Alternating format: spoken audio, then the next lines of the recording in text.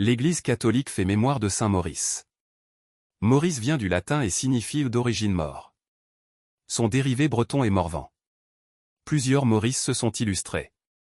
Celui que nous fêtons aujourd'hui a été extraordinairement populaire, à l'égal de saint Georges.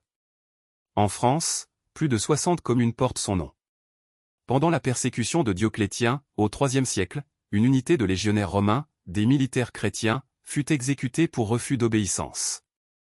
Au siècle suivant, l'évêque de Lyon Euscher rédigea le récit de leur martyre. On y apprend que ces chrétiens, obligés de persécuter des coreligionnaires et refusant d'obéir aux ordres, s'arrêtèrent volontairement dans les défilés d'Agone, dans le Valais, non loin de Martigny. Il se serait agi de la légion thébaine, recrutée en Orient et entièrement composée de chrétiens. Toutefois, le chiffre de plusieurs milliers, avancé par Euscher, paraît excessif.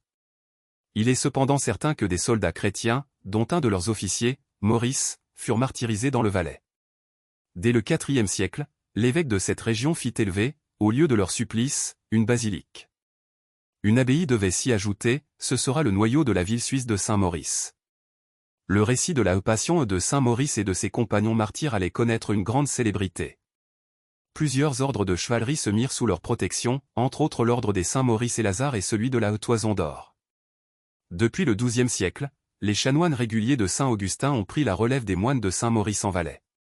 Depuis le haut Moyen Âge, Saint-Maurice est le saint patron de la Savoie.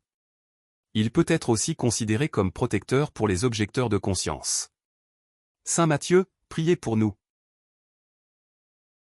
Évangile.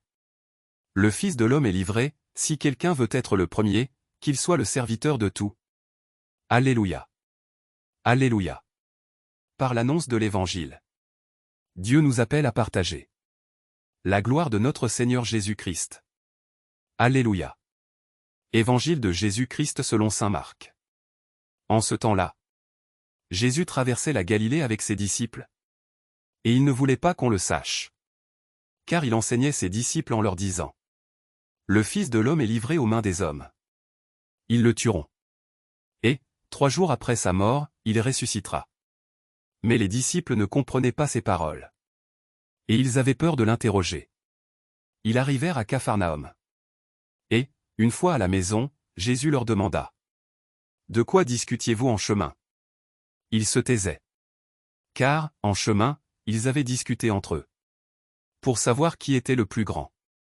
S'étant assis, Jésus appela les 12 et leur dit: Si quelqu'un veut être le premier, qu'il soit le dernier de tous et le serviteur de tous. Prenant alors un enfant, il le plaça au milieu d'eux, l'embrassa, et leur dit: Quiconque accueille en mon nom un enfant comme celui-ci, c'est moi qui l'accueille. Et celui qui m'accueille, ce n'est pas moi qui l'accueille, mais celui qui m'a envoyé.